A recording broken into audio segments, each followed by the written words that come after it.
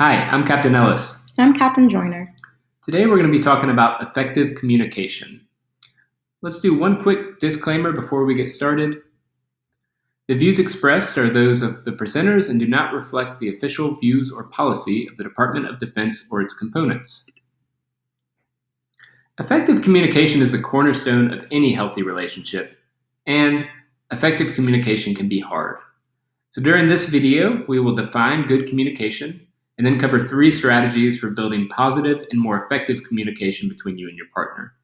We will be discussing active listening, I statements, and giving and receiving compliments. The only thing you'll need to participate in the video is a pen and paper and your cell phone to be able to set a timer on.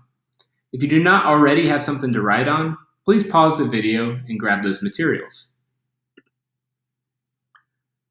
All right, so let's get started about defining good communication. So pull out that pen and paper. To get started, I'd like you to think about a recent conversation with your partner or a close friend or a family member that went really well. I'd like you and your partner to both take just a few minutes to separately write down what you believe to be the key ingredients of good communication based on these past interactions. What does it look like for you? What are some specific examples of good communication? All right, so set your phone timer for about 2 minutes and pause this video to work on this. Great, welcome back. Now take 2 more minutes to share with your partner what you believe to be the key ingredients of good communication. Now, this isn't a time to dive into personal examples or to judge your partner's definition. Just share with them what you believe to be the general elements. Again, take about 2 minutes to do this, so pause the video and we'll get back with you then. Great work. I would imagine that both of you found some overlapping themes about good communication and some aspects that are pretty unique to you. However it is defined, good communication is all about feeling heard, being able to understand the other person's point of view, and when communication is going well, both people feel emotionally safe. When partners listen carefully to each other, you also make it safe for each other to open up. Now let's talk more about how to become an active and effective listener.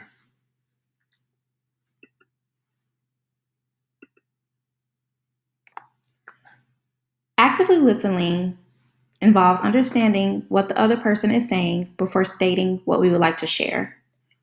Often in a disagreement, we hone in on specific keywords or statements and immediately cue up in our mind a response to challenge what they said. Here, we listen to what the other person has to say before we try to interject. You can do this by restating or sharing back information with your partner. This shows that you are paying attention and are actively involved. 2 very common and simple active listening skills are attending and reflecting. Attending skills are simply giving your attention to your partner. This can be done by giving eye contact, leaning forward, using responsive body motions, and short responses like okay, or right. You're not using attending skills if you interrupt or finish sentences for your partner, if you're thinking about your response before your partner has finished talking, or if you're engaging in another task while the speaker or your partner is talking, such as being on your phone or watching TV. Reflecting skills are used to show your partner that you understand their statements.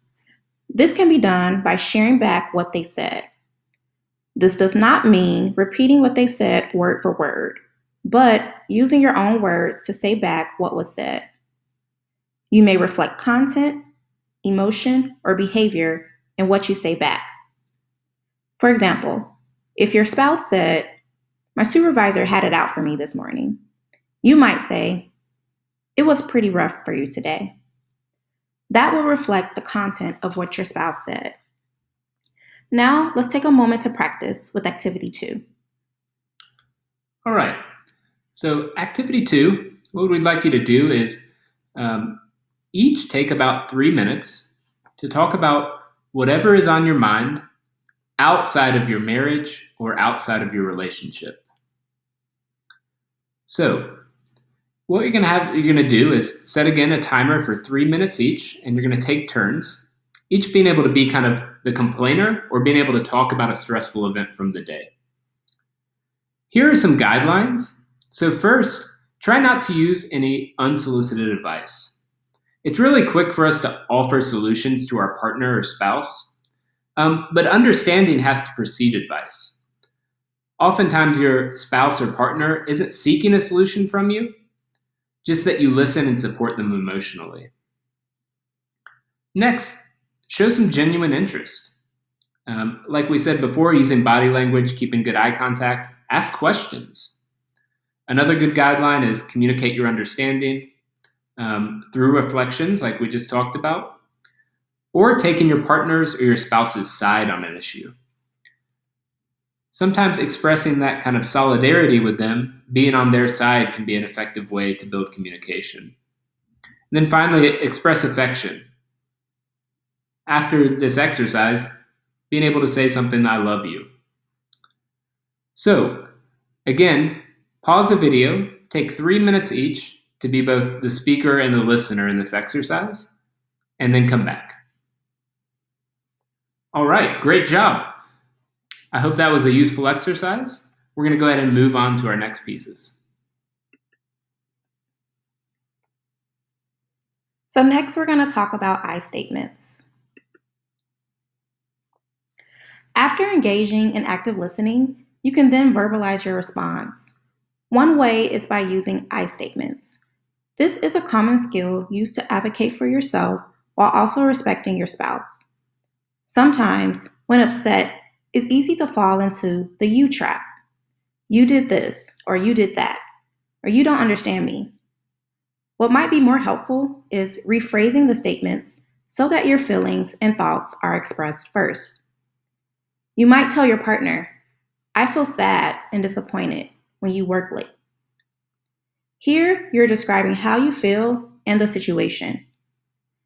Next, you might want to share why the situation is bothering you. You might say, "I feel sad and disappointed when you work late because we spend less time as a family." You can then go a step further and begin to assert what you need from your partner by asking a question or making a statement, such as, "I would like it if you left work on time 3 days out of the week." This demonstrates how to express your thoughts, feelings, assert your needs, and maintain the relationship with your partner. Take a few moments to practice this skill with your partner now. All right, welcome back. Now we'll be moving on to our next skill.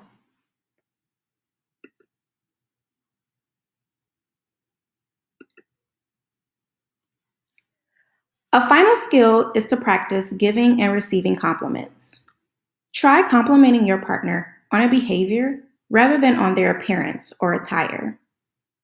While it can be easier to compliment your partner's looks, acknowledging behaviors indicate that you appreciate things that they do and know their value in your life.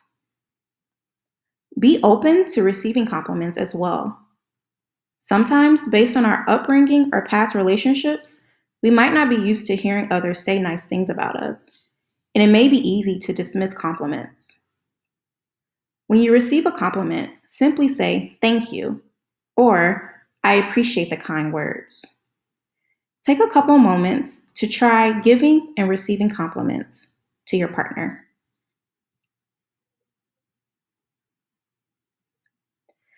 All right, welcome back. Now we'll be wrapping up. Now, if you found today's video beneficial, how might you begin to incorporate more effective communication into your day-to-day life? Communicating well is a healthy habit that we can build, and we know that the best way to build new and healthy habits is to start with tiny changes. If we try to go too big, it often fails. So taking tiny changes, setting a prompt to remind us to keep up with the change, and finally celebrating success are the steps to building new habits. We would suggest picking a small aspect of one of the few skills that we taught you today to start with. Perhaps the initial goal is to give your partner one positive compliment each day, or taking 2 minutes to practice active listening each day when your partner tells you about their day. Next, how will you remind yourself of this tiny change? Some people like to use phone reminders to cue you in, maybe before your partner gets home, or put in a post-it on the bathroom mirror or the fridge. Finally, don't forget to celebrate. This can be hard work, and celebration can be as simple as telling yourself, "Great job. You're working hard to improve this important relationship."